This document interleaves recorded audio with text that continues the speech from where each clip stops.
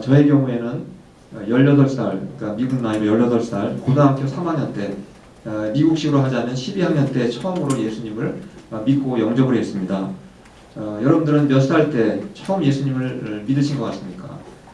물론 모태신앙인 분도 계시겠지만 아마 나이가 들어서 늦게 예수님을 믿으신 분도 계실 것입니다. 제가 설교를 준비하다가 그 권상길 목사님이라고 하시는 분의 그 글을 잠깐 읽었습니다. 글의 제목이 소리 없는 탈출, 이런 사일런트 엑소더스라는 제목으로 글을 쓰셨는데, 그 글을 읽고 제가 몇 가지 소개해드리고 싶은 내용이 있습니다. 먼저 그 스크린을 먼저 보시겠습니다. 그 라이오넬 헌터라고 하는 사람이 모든 이제 그 어른들을 대상으로 통계를 한번 조사를 해보았다고 합니다. 저 통계는 한 30살 이상 되신 어른들에만 해당이 됩니다. 어른 성도 중에서 약 86%가 15세가 되기 전에 예수님을 믿었다는 것입니다. 그러니까 15세 전에 예수님을 믿었던 사람들은 대부분 나중에 어른이 되어서도 끝까지 예수님을 믿는 사람들이 많다는 것입니다. 두 번째 통계, 두 번째 줄에는 10%, 30세 이상 된 어른 중에서 한 10% 정도는 15세에서 30세 때, 그 정도 청년 시절에 예수님을 처음 믿었던 사람들이라고 합니다. 그리고 마지막 4% 정도 되는 사람들은 30이 넘어서 예수님을 믿게 되었다는 것입니다. 여기에 이제 30대가 넘으신 어른들 중에서 만약에 내가 30이 넘어서부터 예수님을 믿게 되었다면 아마 더 많은 감사를 하나님께 드려야 될 것 같습니다. 왜냐하면 어른이 되어가지고 예수님을 믿기 위해서는 너무나 많은 장애물들이 너무 많습니다. 그리고 믿지 못하게 만드는 그런 요소들이 많기 때문에 나이가 들어서 예수님을 처음 믿기는 정말 힘들다는 사실입니다. 그런 면에서 우리 유스 학생들, 어린 학생들은 하나님의 큰 이미 복을 받은 사람이라고 볼 수가 있습니다. 이 통계를 통해서 우리가 알 수 있는 또 한 가지 사실은 우리가 15세가 되기 전에 아이들에게 신앙교육을 잘 시켜야만 그 믿음을 끝까지 가질 수 있다 하는 것도 역시 우리가 깨달을 수가 있게 됩니다. 근데 이 통계 말고 또 안타까운 통계가 있습니다. 대부분 이제 여기에 계신 분들은 이제 한국에서 이민을 오신 분들이 대부분인데, 보통 이민 2세대들은 여기에서 태어났거나 어릴 때 여기에 왔던 그런 자녀들입니다. 어릴 때 부모님을 따라서 교회를 잘 다녔음에도 불구하고 보통 고등학교를 졸업하게 되면은 한 70% 정도가 교회를 떠난다고 합니다. 그리고 대학교를 졸업하고 이제 사회생활을 하게 되면은 한 90% 정도가 교회를 떠나게 된다고 합니다. 저는 우리 교회 그 유스나 어린 우리 모든 아이들이 고등학교를 졸업하고 대학을 졸업해도 100%다 믿음 생활을 끝까지 잘하고 교회 생활도 잘 했으면 좋겠습니다. 또 그것이 저의 또 기도 제목이기도 합니다. 그런데 바로 이러한 일들은 오늘날에만 있었던 일이 아니라 바로 옛날 3000년 전 사사시대 때에도 역시 똑같은 일이 있었다는 사실입니다. 그동안에 저희가 출애굽기를 큐티했었는데 이제 이번 달부터 사사기를 큐티를 하게 되었습니다. 잠깐 제가 지도를 보면서 잠깐 백그라운드를 설명해 드리겠습니다. 이 지도가 어디인지 대충 학교에서 지리를 배우는 학생들은 어느 정도 이해를 할 것 같은데, 바로 왼쪽이 아프리카의 애굽이란 나라죠. 피라미드가 있는 나라. 피라미드가 있는 바로 애굽이란 나라이고, 그 다음에 가운데 삼각형으로 되어 있는 것이 시나이 반도, 바로 광야, 성경에서 보통 광야라고 이렇게 부르고 있습니다. 그리고 오른쪽 위에 있는 곳이 지금의 이스라엘 나라가 있고, 팔레스타인이라고 하는, 요즘 팔레스타인이라고 부르지만 원래 가나안이라고 하는 바로 저 땅이 있습니다. 세 군데로 이렇게 구분이 되는데, 바로 출애굽기에 있었던 내용들은 바로 하나님께서 모세를 통해서 애굽에 노예로 살고 있던 이스라엘 백성들을 해방시켰던 그런 내용들이 기록이 되어 있습니다. 그리고 해방된 이스라엘 백성들이 바로 저 광야에서 물도 없고 먹을 것도 없던 저 광야 생활을 어떻게 생활했는지에 대한 내용들이 기록이 되어 있습니다. 그리고 여호수아를 통해서 이스라엘 백성들이 가나안 땅으로 이제 저 위에 가나안 땅에 들어가서 정착을 해가지고 살게 됩니다. 바로 우리가 읽었던 사사기는 바로 이스라엘 백성들이 애굽에서 나와서 광야를 거쳐 저 가나안 땅에 들어가서 살았던 그러한 내용들을 우리에게 말씀하고 있는 것입니다. 하나님께서 이스라엘 백성들을 이 애굽에서 해방을 시켜주셔서 광야에 살게 되었는데, 하나님께서 이스라엘 백성을 해방시켜 주신 그 목적이 무엇이겠습니까? 물도 없고 양식도 없는 저 광야에서 고생하라고 하나님께서 해방시켜 주신 것이 아니었습니다. 하나님의 구원의 목적은 바로 저 위에 있는 가나안 땅에 들어가서 하나님이 내려주시는 복을 마음껏 누리면서 행복하게 살게 하시려는 것이 하나님의 최종적인 목적이었다는 사실입니다. 그런데 이스라엘 백성들이 가나안 땅에 들어가 보니까 빈 땅이 아니었습니다. 그 땅이 비어있는 땅이라면 얼마나 좋았겠습니까? 다 차지하고 전쟁도 할 필요도 없고 그냥 거기는 음식, 식물들을 마음껏 재배해서 먹을 수가 있었을 것입니다.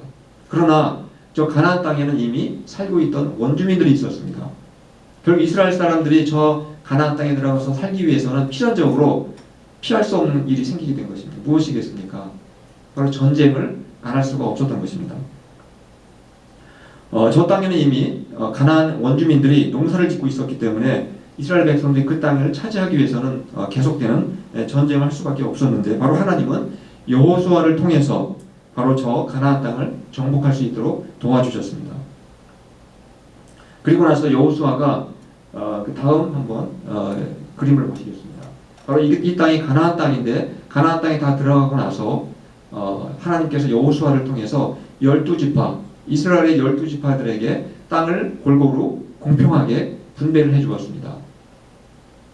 그래서 쭉 오른쪽에 그림을 보시면 12지파 이름들이 나와 있습니다. 야곱의 12아들의 이름을 따라 12지파가 있었는데 바로 그 지파의 인구수에 비례해서 적당한 그 땅을 다 분배를 해 주었습니다. 그런데 실제로 이스라엘 백성들이 저 땅을 100% 완벽하게 다 정복한 것은 아니었습니다. 아직 정복하지 못한 땅이 일부 남아 있었습니다. 12지파들은 이제는 여호수아가 죽었기 때문에 12지파가 각자 각계 전투를 해야 됐습니다. 각자가 자신들에게 분배된 땅 안에 원주민들을 몰아내고 전쟁을 해야만 했었습니다. 그런데 12지파의 이 모든 그 이스라엘 사람들이 서로 눈치를 본 것입니다. 누가 먼저 전쟁을 하나, 누가 먼저 가나안 사람들과 전쟁을 할지 눈치를 보고 계속해서 머뭇거리고 있었습니다. 그때 이제 누가 먼저 전쟁을 해야 될지 하나님께 기도하는 내용이 나옵니다. 바로 사사기 1장 1절과 2절 말씀입니다. 우리 이스라엘 백성들이 하나님께 어떠한 질문을 했는지 같이 한번 읽어보도록 하겠습니다. 1장 1절 2절입니다. 여호수아가 죽은 후에 이스라엘 자손이 여호와께 여쭈어 이르되 우리 가운데 누가 먼저 올라가서 가나안 족속과 싸우리이까 여호와께서 이르시되 유다가 올라갈지니라 보라 내가 이 땅을 그의 손에 넘겨 주었노라 하시니라. 하나님께서 이스라엘에 12지파가 있었는데 가장 인구가 많고 사람 수가 가장 많고 가장 용감했던 지파가 바로 유다 지파였습니다. 그래서 하나님은 유다 지파에게 너희가 먼저 가서 전쟁을 하라 그렇게 명령을 내리셨습니다. 그래서 유다 지파는 정말 하나님을 믿고 하나님을 의지해서 자신들에게 분배된 땅을 거의 다 이제 차지할 수가 있게 되었습니다. 그런데 유다 지파가 100%를 또 끝내지 못했습니다. 다 정복하지 못한 땅이 여전히 남아 있었습니다. 그 내용이 사사기 1장 19절에 기록이 되어 있습니다. 한번 같이 읽어보도록 하겠습니다. 시작. 여호와께서 유다와 함께 계셨으므로 그가 산지 주민을 쫓아내었으나 골짜기의 주민들은 철병거가 있으므로 그들을 쫓아내지 못하였으므로. 처음에 유다 지파 사람들이 믿음을 가지고 자신들에게 분배된 땅을 다 차지할 수가 있었습니다. 그런데 싸움을 하다 보니까 갑자기 철병거가 있는 사람들이 있었습니다. 어디에 살고 있다고 했습니까? 철로 된 무기를 갖고 있던 사람들이 골짜기에 있었다고 했습니다. 바로 이 골짜기에 살고 있던 사람들이 더 강한 무기를 갖고 있는 것을 보고 바로 유다 지파 사람들이 겁을 먹기 시작을 했습니다. 두려움에 떨었습니다. 그러다 보니까 믿음도 약해진 것입니다. 믿음이 약해지니까 싸우기를 포기했습니다. 결국은 유다 지파 그 분배된 땅 안에는 유다 지파 사람도 살았지만 원주민도 같이 살았다는 얘기입니다. 이스라엘 12지파 중에서 가장 용감했고 가장 인구가 많았던 유다 지파가 전쟁을 하다가 중도에 포기하고 믿음이 약해지니까 다른 지파들한테도 좋지 않은 영향을 주게 된 것입니다. 그래서 어느 단체나 어느 모임이나 리더가 믿음이 약해지면 모든 사람들이 다 같이 믿음이 약해질 수 있다는 사실입니다. 그래서 유다 지파가 그렇게 되자 그 유다 지파 이스라엘 12지파 중에서 가장 막내 지파인 베냐민 지파가 겁에 질리기 시작을 했습니다. 바로 그 내용이 사사기 1장 21절 제가 한번 읽어드리겠습니다. 한번 보시면 되겠습니다. 베냐민 자손은 예루살렘에 거주하는 여부수 족속을 쫓아내지 못하였으므로. 자, 베냐민 지파도 역시 전쟁을 하다가 중도에 포기하고 쫓아내지를 못했습니다. 그 다음에 또 어느 지파 얘기가 나오냐면 사사기 1장 27절 말씀을 한번 보시겠습니다. 므낫세가 마을들의 주민들을 쫓아내지 못하매. 므낫세도 역시 유다 지파처럼 베냐민 지파처럼 그들에게 분배된 땅 안에 있는 원주민들을 쫓아내지 못했습니다. 또 사사기 1장 29절 말씀을 제가 읽어드리겠습니다. 에브라임이 게셀에 거주하는 가나안 족속을 쫓아내지 못하매. 방금 읽은 에브라임 지파와 그 다음에 그 므낫세가 누구의 아들인지 혹시 아십니까? 바로 애굽에서 총리를 지냈던 그 위대한 유명한 요셉의 두 아들의 이름입니다. 바로 요셉 지파 므낫세와 에브라임 지파마저도 그들이 두려워서 그들이 쫓아내야 될 사람들을 쫓아내지 못하고 겁에 질려 버렸다는 사실입니다.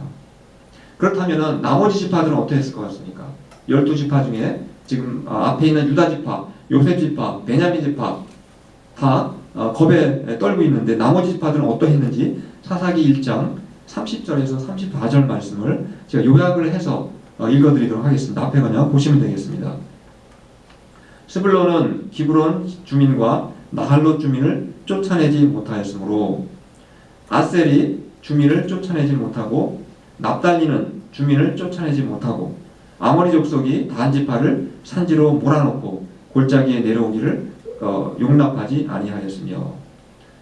정말 용감하기로 유명했던 유다 지파 그리고 요셉의 아들들이었던 므낫세와 에브라임 지파도 그리고 베냐민 지파도 그들에게 전쟁을 통해서 쫓아내지 못했는데 나머지 스불론 지파, 아스델 지파 그리고 납달리 지파들도 역시 자신들의 땅에서 쫓아내지 못했다는 것입니다.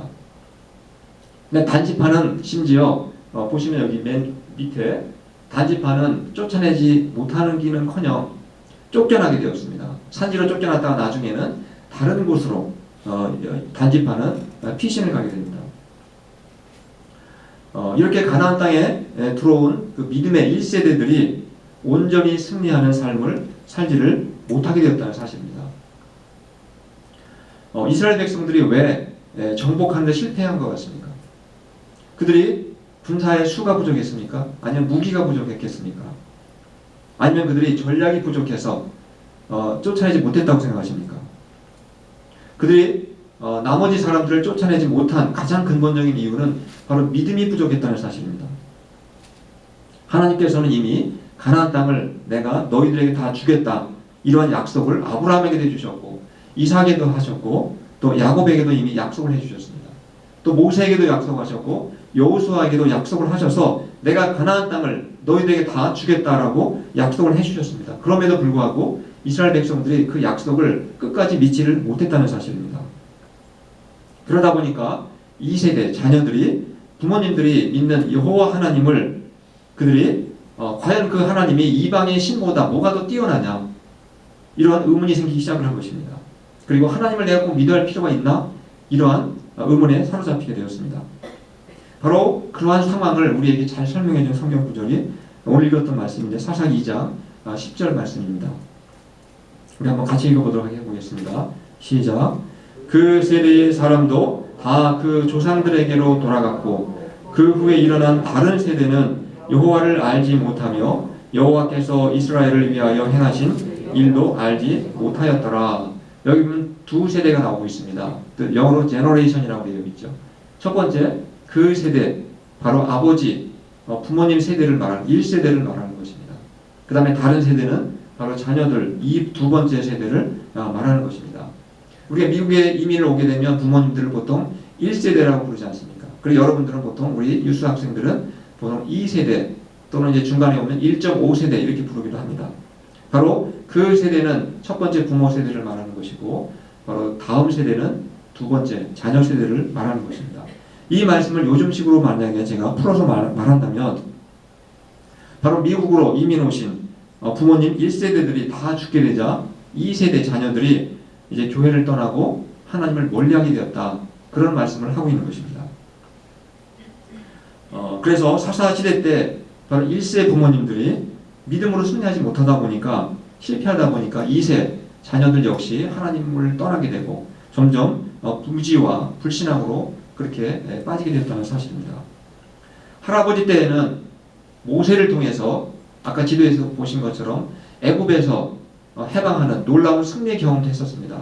그리고 아버지 세대에는 여호수아를 통해서 가나안 땅에서 정복하는 승리의 경험도 했었습니다.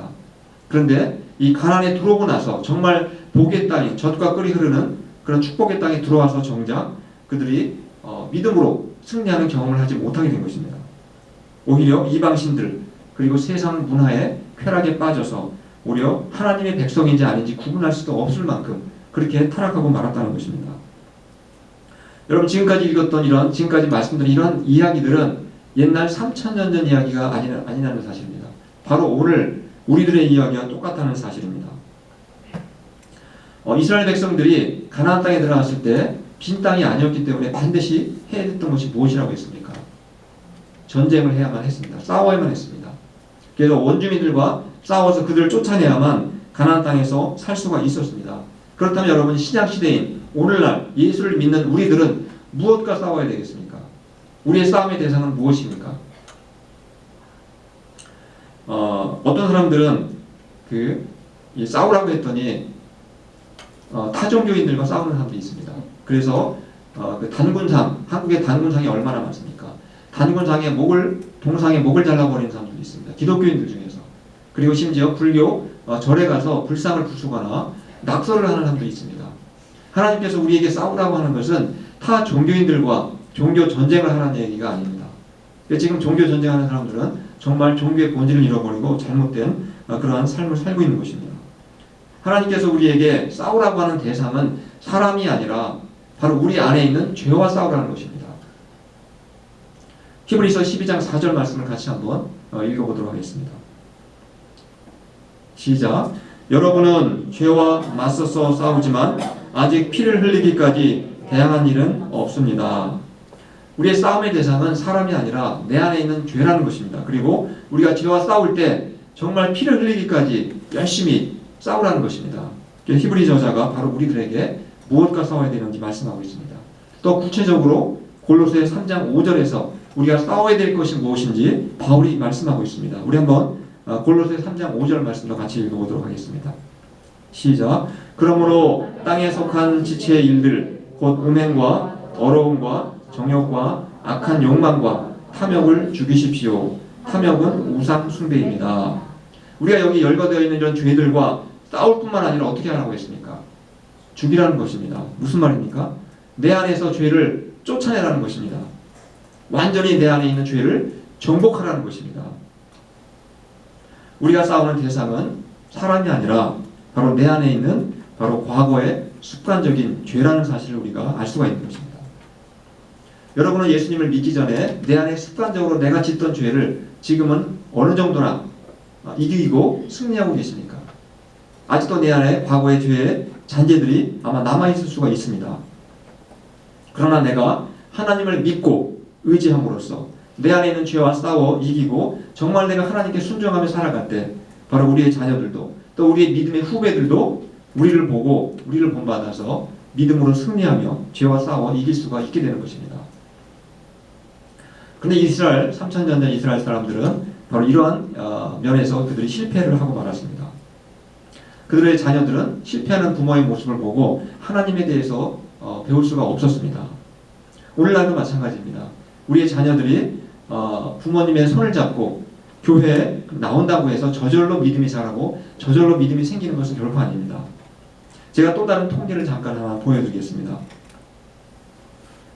보통 우리 자녀들이 1년 동안 어디에서 시간을 보내는가 하는 것을 이제 통계로 낸 것입니다.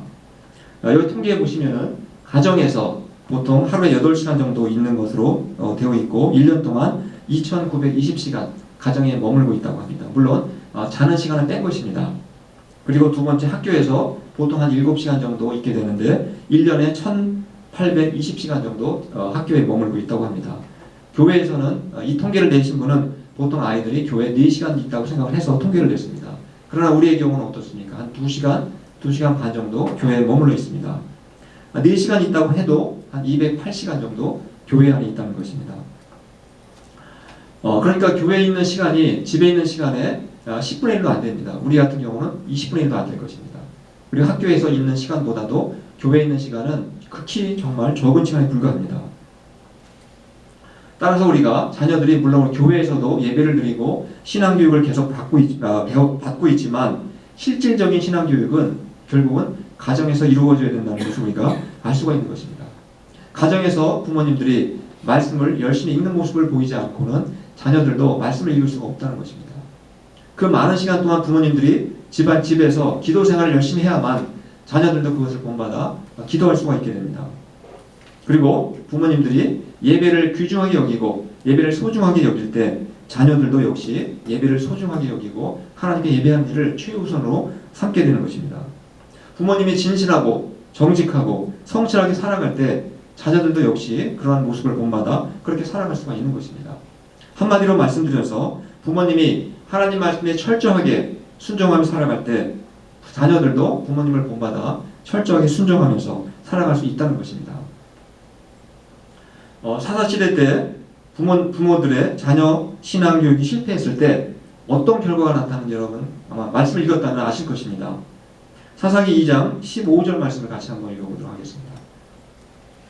자녀 교육이 실패한 이스라엘 백성들에게 어떤 결과가 있었는가 함께 읽겠습니다. 시작. 그들이 어디로 가든지 여호와의 손이 그들에게 재앙을 내리시니.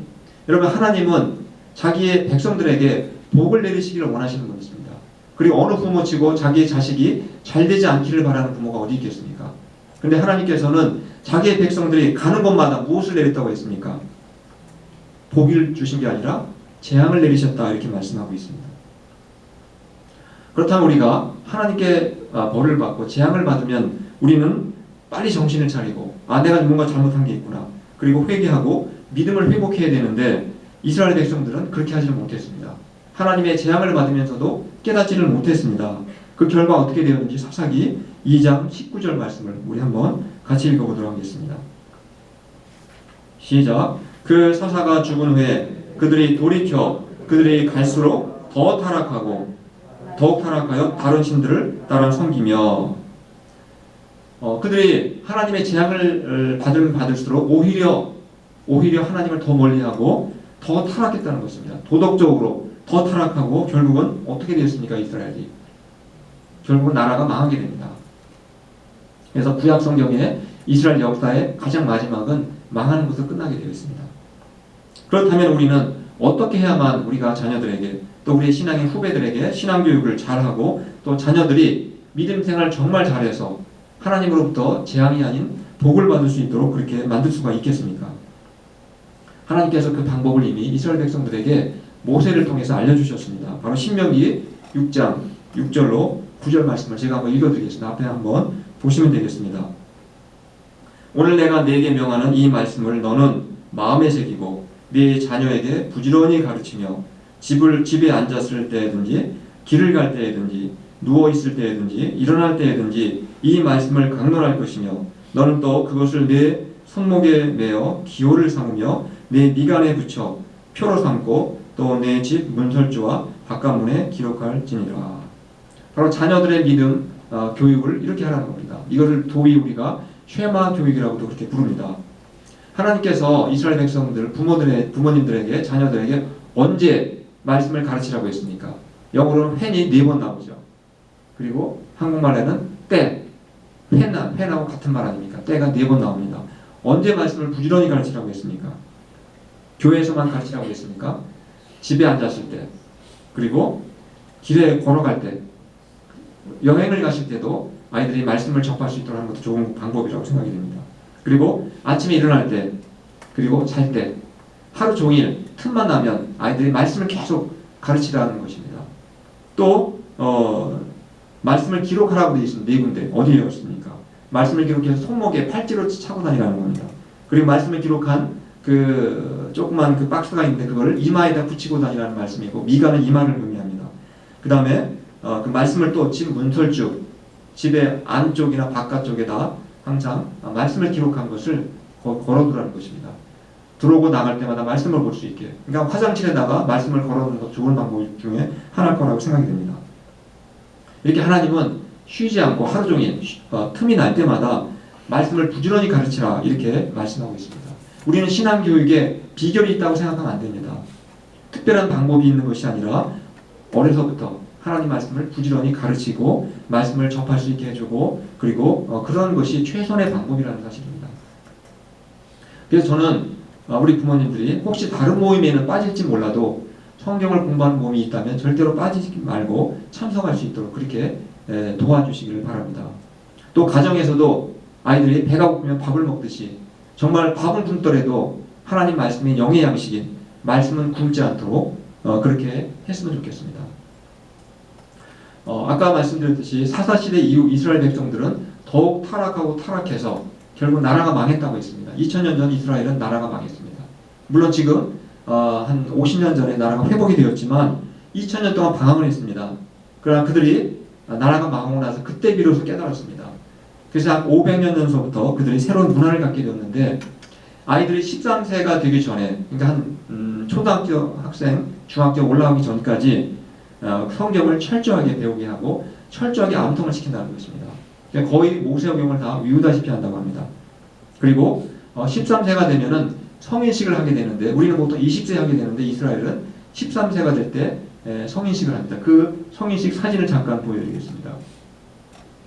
바로 이제 위에 있는 것이 성인식 하는 과정들을 쭉 설명한 것이고 보여준 것이고 밑에는 바로 회당인데 오늘 우리로 하자면 교회와 마찬가지입니다. 교회에 가서 아이가 성인식을 할 때 그렇게 성경을 펴고 성경을 읽고 앞에 나와서 그리고 설교를 한다고 합니다. 13세 된 아이가 어른들 앞에서 설교를 하고 예배를 인도한다는 겁니다. 바로 저러한 절차를 끝나고 나면 그때 비로소 성인으로 인정을 받게 된다는 것입니다. 꼭 설교는 목사만 하는 것도 아니고 집에서 부모님이 아이에게 설교할 수도 있는 것이고 심지어 이스라엘은 성인식 때 아이가 어른들 앞에서 그렇게 말씀을 전한다는 것입니다. 물론 성인식 하기 전까지 1년 동안 계속해서 시험을 건다고 합니다. 얼마나 말씀을 잘 외웠는지 그런 걸 다 통과를 해야만 성인식을 하게 되는데 결혼식보다 더 성대하게 성인식을 한다는 것입니다. 그래서 저는 저희 부모님들이 먼저 하나님의 말씀을 부지런히 읽으시고 또 철저히 말씀에 순종하심을 통해서 우리 자녀들에게 본을 보여주심으로써 가장 귀중한 유산, 오늘 설교 제목이 가장 귀한 유산이라는 제목으로 제가 정했습니다. 그것이 바로 믿음입니다. 믿음을 우리 자녀들에게 물려주시고 그리고 우리 자녀들도 하나님 말씀에 철저히 순종하면서 그리고 하나님이 허락하신 하나님이 주고 싶어 하시는 그 복을 아주 풍성하게 누리며 살아갈 수 있기를 간절히 축원합니다. 이 시간 우리 성경 말씀 찬양 부르신 후에 기도하는 시간 갖도록 하겠습니다. 찬송가 449장 예수 따라가며 우리 예수님을 본받